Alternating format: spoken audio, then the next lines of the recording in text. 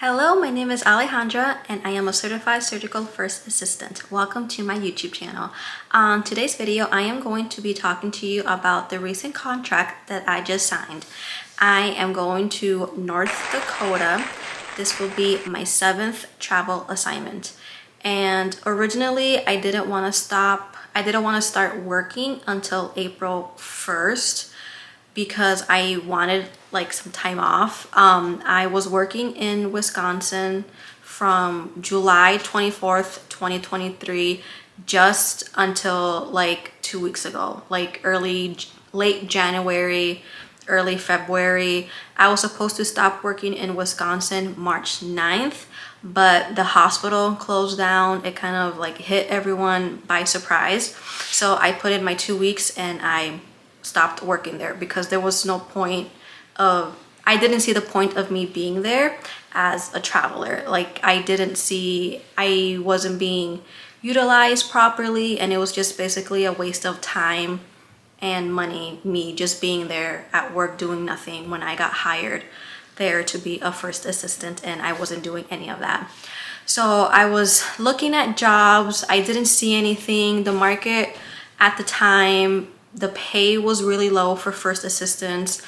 I wanted to work eventually, like before I got this contract, I wanted to work in Arizona, Texas, or Florida, but I didn't see any contracts there. And then I saw this contract for North Dakota with AMN, American Mobile.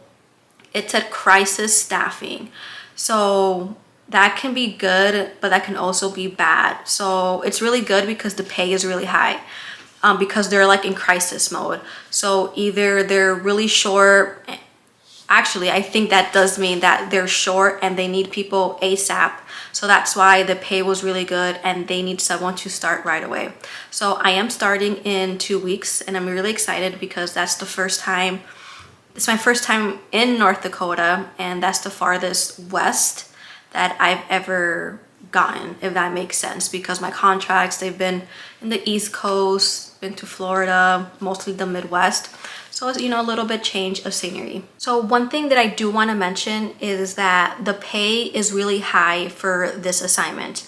But one thing that is unfortunate is that I will be getting paid bi-weekly instead of weekly.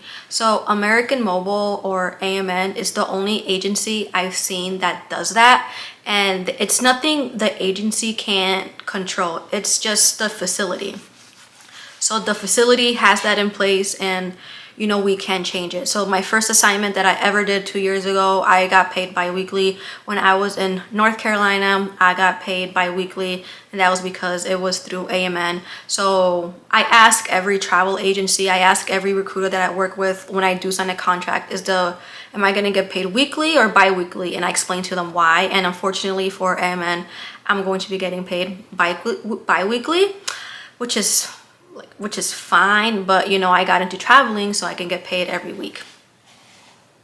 So I am going to be going over this current pay package and then compare it to the pay package that I got when I was working in Wisconsin, and it's gonna be significantly different.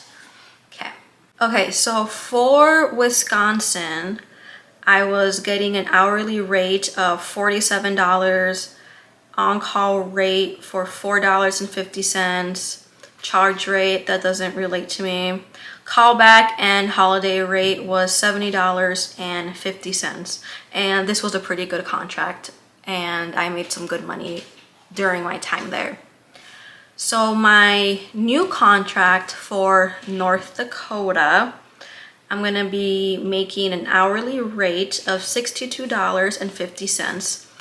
So the on-call rate is pretty low, and the on-call rate is low because I believe, okay, so let me back up a little bit. When my recruiter was telling me information about this, she has had other clinicians at this facility before, and they have told her that they rarely get called in. It was a nurse and a surgical tech, I believe, not a first assistant. So like that could be different for me just because of that. But she said that they rarely got called in. It's a level 2.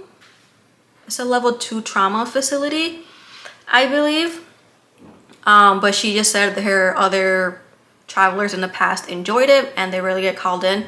So I believe the call rate is low because of that. But I could be wrong, and I will like obviously talk about that in the future, halfway through my assignment, once I get settled in and all of that stuff. So the callback rate is $93.75. That's pretty high. I think that may have been the highest. I think that's like the highest callback rate I have ever gotten. I think when I was in Illinois last year, actually not last year, 2 years ago, that may have been around the same or like maybe even higher.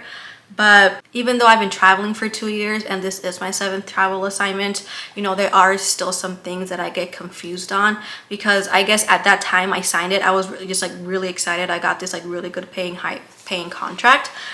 And I think the stipends are pretty good too, but I don't have that information with me. But if you would like me to go over, like once I get my pay stubs and all that halfway through my assignment, I can also compare that and see if it's different from what the pay package that I got when I first signed, because the numbers are kind of similar, but they can also change. So as you were able to see, it was a really good pay package, which is why I jumped on it. I live in Minnesota. North Dakota is about 4 to 5 hours away from me, so it's not that far. If I need to come home for a weekend, I think I'll be able to make the drive because I have driven further before, and if not, then I can just take an airplane back home if something like were to happen or whatever. So when I saw this assignment, I applied and my recruiter called me right away. I got approved for this contract the next day. I didn't get an interview. And usually when you don't get an interview from the facility, if someone from the unit doesn't call you, that typically means that the agency and the facility have a really good relationship, and the facility, their people trust AMN. They trust them enough. How do I say this? The facility trusts the travelers that AMN provides to go work at the hospital. And it's pretty common. It has happened to me a couple of times before, but sometimes I do request an interview because I want to know what specialties I'm going to be working on, because sometimes the job listing doesn't have the specialties. And if it's something that I can't do, like for cardiac and vascular and thoracic and like neurosurgery, I can't do that. And if they're looking for someone who has that, then like I obviously can't work there. I don't feel comfortable working those specialties. And I also like to be interviewed because I want a more thorough, in-depth details about the call schedule, because on paper, on the job listing, they will tell you you're on call this many times a week, this many times a month. But when you call on the phone, they're like, oh, we need someone to be on call 3 days a week or something like that. Or when you get there, they will screw you over and be like, oh, by the way, you're on call 3 times this week. You're gonna be on call every other weekend. And that is kind of what happened to me when I was in Wisconsin. I didn't know they were that short. I got an interview. They told me, oh, you're gonna be on call 1 day a week, every 4th weekend. And that wasn't the case at all.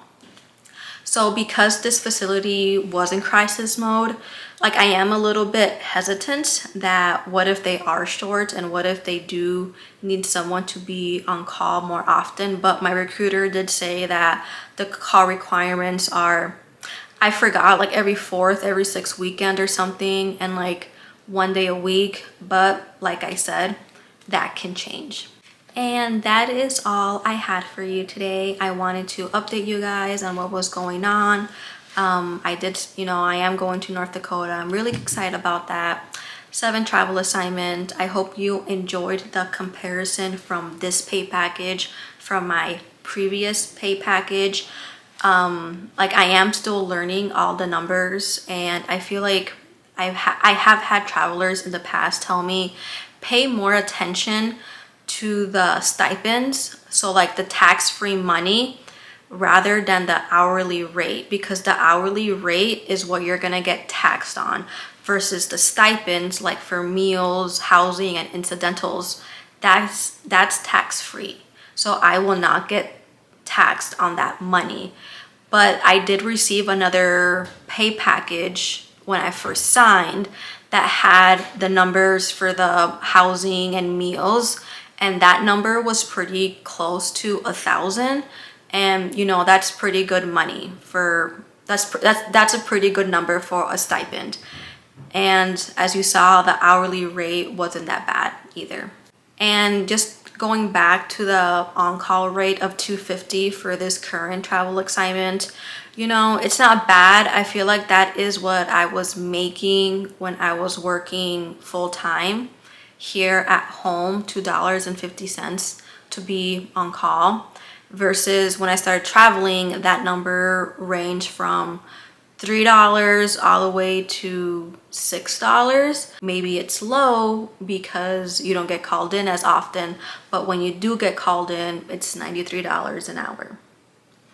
So my fiance, he did say, oh, you know, even though they're paying good, you know, there's a reason why they're paying good. And maybe they're paying good because it's in North Dakota, it's in the Midwest. Like I said, I only live like 5 hours away from there, so the temperature isn't that bad, but maybe it snows more there. But this winter, 2023-2024 winter, has been pretty weird. Not a lot of snow going on. I hope you enjoyed this quick little video. I wanted to give you an update on what's going on.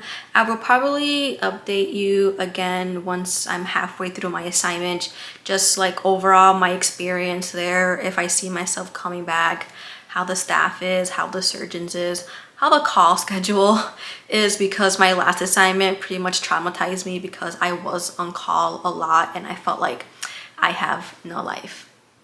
So that is all I have for you today. Please make sure to comment, like, share, and subscribe, and I will see you again for the next one.